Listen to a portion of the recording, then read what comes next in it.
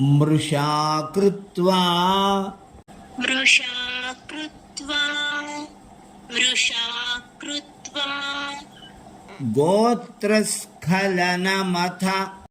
గోత్రస్ఖలనమథ గోత్రస్ఖలనమథ వైలక్ష్యనమితం వైలక్ష్యనమితం వైలక్ష్యనమితం లలాటే భర్తారం లలాటే భర్తారం లలాటే భర్తారం చరణకమలే తాడయతి తే చరణకమలే తాడయతి తే చరణకమలే తాడయతి తే చిరాదంతశల్యం చిరాదంతశల్యం చిరాదంతశల్యం దహనకృతమున్మూలితవత దహనకృతమున్మూలితవత దహనకృతమున్మూలితవత తులాకోటిక్వాణైః తులాకోటిక్వాణైః తులాకోటిక్వాణైః కిలికిలితమీశానరిపుణా కిలికిలితమీశానరిపుణా కిలికిలితమీశానరిపుణా. శంకరాచార్య స్వామి వారు అమ్మవారి యొక్క పాదాలను నిన్నటి వరకు వర్ణించారు. ఇప్పుడు అందెల సవడి, అమ్మవారి పాదాల యొక్క అందెల సవడి గురించి చెబుతూ ఉన్నారు. హే జగన్మాత, ఓ ఆదిపరాశక్తి, మృషా గోత్రస్ఖలనం, అకస్మాత్తుగా మరొకరి పేరు చెప్పడం వల్ల వైలక్ష్యనమితం, ఏమి చేయాలో తెలియక నమస్కరించినటువంటి భర్తారం, నీ పతిదేవుడైన పరమశివుణ్ణి, తే నీ యొక్క చరణకమలే పాదముల చేత, లలాటే నుదుటి యందు, తాడయతి తన్నావు నువ్వు.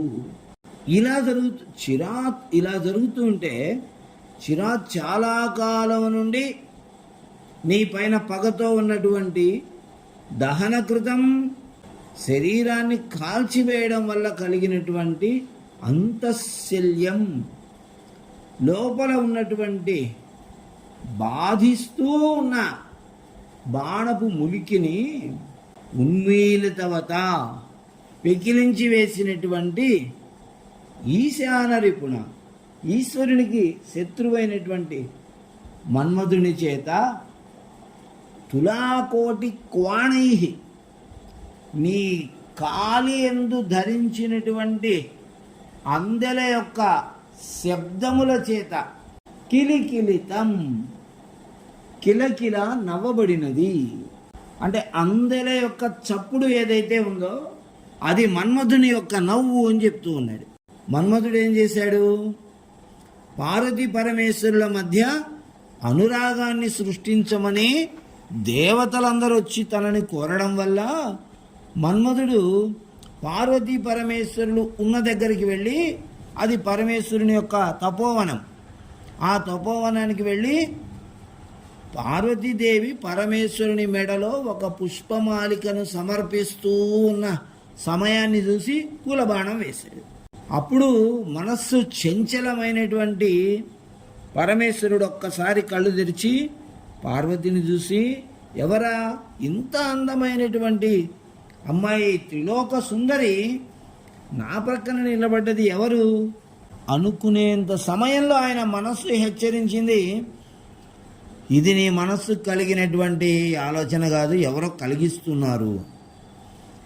ఎవరు నా మనసుకి ఇలాంటి ఆలోచన కలిగించాడు అని వెతికితే అక్కడ మన్మధుడు ఉన్నాడు.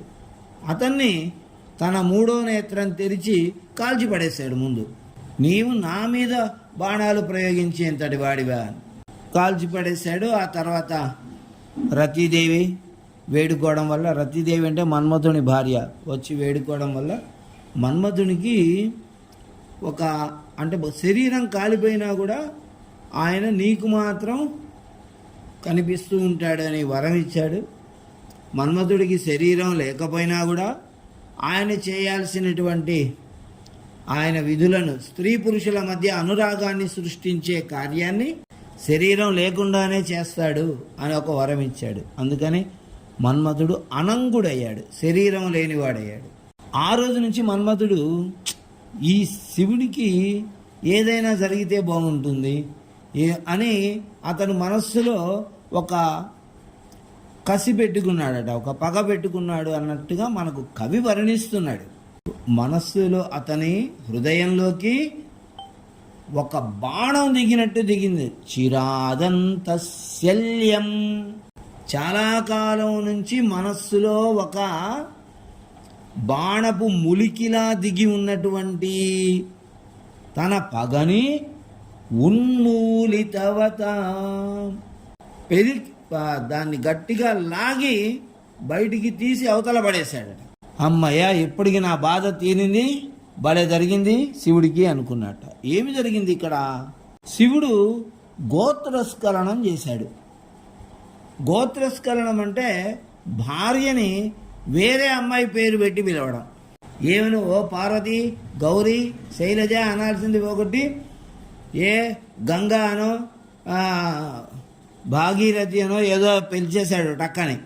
అలా భార్యను వేరే అమ్మాయి పేరు పెట్టి పిలిస్తే ఊరుకుంటుందా ఆవిడ? ఇంకా దాన్ని అలా పిలవటాన్ని గోత్రస్ఖలనం అంటారు.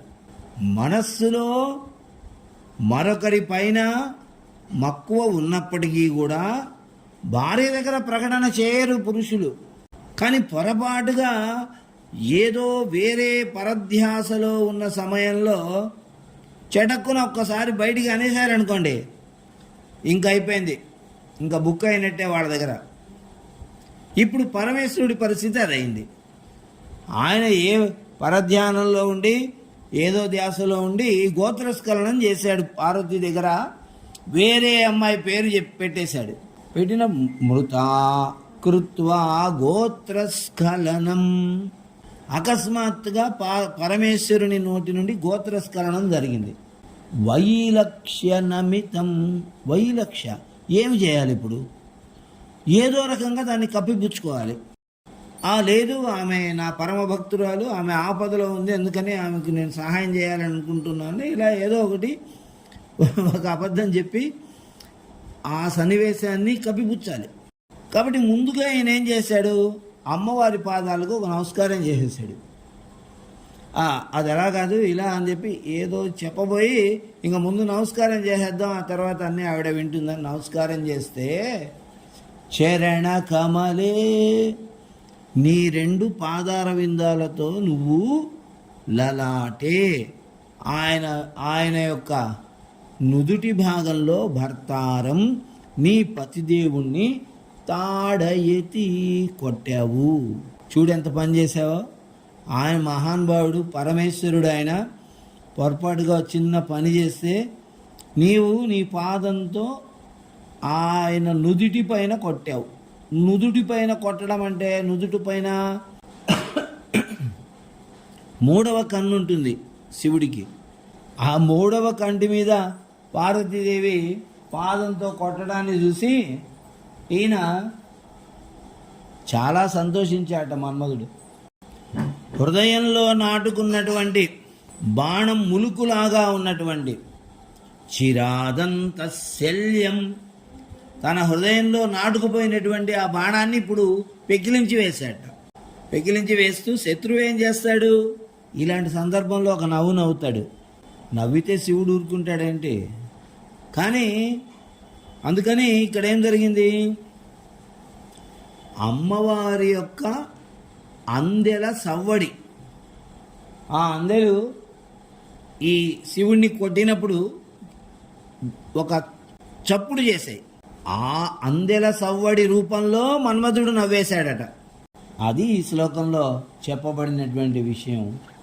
అయితే ఈ శ్లోకంలో ఒక యోగ శాస్త్రానికి సంబంధించినటువంటి రహస్యం చెప్తున్నారు. ఇక్కడ గోత్రస్ఖలనం అంటే ఇంద్రియ నిగ్రహము. ఇంద్రియ నిగ్రహం అనేది మనిషికి ఉండాలి. అది లేకపోతే యోగా అనేది సిద్ధించదు.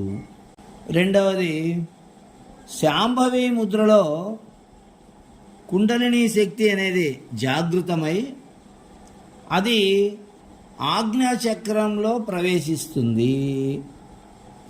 అక్కడ ఈ కుండలిని శక్తి అంటేనేమో పార్వతీదేవి, ఆవిడ మూలాధారంలో ఉంటుంది. ఆజ్ఞాచక్రంలోనేమో పరమేశ్వరుడు ఉంటాడు. అదేమో పైన ఉంటుంది, మన శిరస్సు భాగంలో ఆజ్ఞాచక్రం ఉంటుంది. మూలాధారం అంటే మన ఆసనం దగ్గర మూలాధారం ఉంటుంది. మరి కుండలిని శక్తి ఇక్కడి నుండి అలా ప్రయాణం చేసి ఆజ్ఞాచక్రంలో పాదము మోపుతుంది అని చెప్పడాలంటే శివుడి దగ్గర కాలు పెడుతుంది, శివుడున్న చోట కాలు పెడుతుంది అనే యోగ రహస్యము ఇక్కడ అమ్మవారు తన పాదముతో శివుని యొక్క లలాటాన్ని కొట్టారు అనే విషయం చెప్తుంది. లలాట స్థానంలో ఆజ్ఞాచక్రం ఉంది, అక్కడ శివుడు ఉన్నాడు, అక్కడ అమ్మవారు ప్రవేశించింది. ప్రవేశించడం అంటే కాలు మోపడం. ఇలాంటి యోగ శాస్త్రానికి సంబంధించిన అనేక రహస్యాలు ఈ సౌందర్య లహరిలో ఉన్నాయి. కనుక బయటికి మనకి అమ్మవారేంటి, పరమేశ్వరి ఏమిటి, పరమేశ్వరుని పాదాలతో తన్నడం ఏమిటి అని అనుకుంటూ ఉంటాం. వాస్తవంగా చెప్పాలంటే ప్రణయ కలహంలో ఇది సహజమైన విషయం. ప్రణయ కలహం అనేది ఏదైతే భార్యాభర్తల మధ్య జరుగుతుందో ఆ భార్యాభర్తల మధ్య అవధులు అనేటివి లేవు. వాళ్ళకి శాస్త్రం అనేది లేదు, ఇది ఇట్టా ఉండాలి అది అట్టా ఉండాలి అనేది ఏమి లేదు. భార్యాభర్తల మధ్య భర్త భార్య యొక్క పాదస్పర్శను ఇష్టపడతాడు అని శాస్త్రం చెబుతూ ఉంది. ఇక్కడ శ్రీకృష్ణ తులాభారం, అక్కడ కూడా సత్యభామ శ్రీకృష్ణుని యొక్క నుదుటి పైన కాలితో అతని నుదుటిని ఇలా తోసేసింది పక్కకి.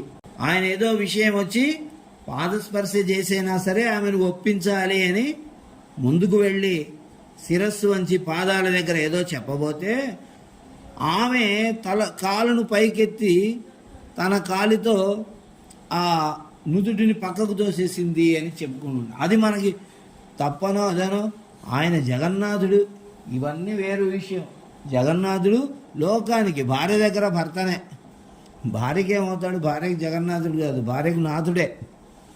కాబట్టి ఇటువంటి భార్యాభర్తల యొక్క విశేషమైన అనుబంధం అనేది కూడా ఒక రహస్యమే. అది మరొకరికి తెలిసేటువంటి అవకాశం లేదు. అటువంటి రహస్యాలు అనేటివి ఇందులో ఉండటం ద్వారా, వాటిని మనం తెలుసుకోవడం ద్వారా మన జీవన ప్రయాణం కూడా మనము ఆనందమయం చేసుకునేటువంటి అవకాశాలు ఉన్నాయి. అటువంటి అద్భుతమైనటువంటి ఈ శ్లోకాన్ని 21 రోజులు ప్రతిరోజు 1000 సార్లు ఈ శ్లోకాన్ని జపం చేయాలి. అలా చేయడం వల్ల మనకున్నటువంటి సమస్త బాధలు తొలగిపోతాయి. అది ఏ బాధ అయినా కానీ, శారీరకమైన బాధ కానీ మానసికమైన బాధ కానీ, మనకు ఏ బాధలు అయితే ఉన్నాయో ఆ బాధలన్నీ తొలగిపోతాయి. అమ్మవారికి పాల పరమాన్నము, కొబ్బరికాయ, అరటిపండు, తేనె నైవేద్యంగా పెట్టాలి. అటువంటి అద్భుతమైనటువంటి శ్లోకరత్నం ఇది. మృషా కృత్వా గోత్రస్ఖలనమథ వైలక్ష్యనమితం లలాటే భర్తారం చరణకమలే తాడయతి తే చిరాదంతశల్యం దహనకృతమున్మూలితవతా తులాకోటిక్వాణైః కిలికిలితమీశాన రిపుణా. శ్రీమాత్రే నమః.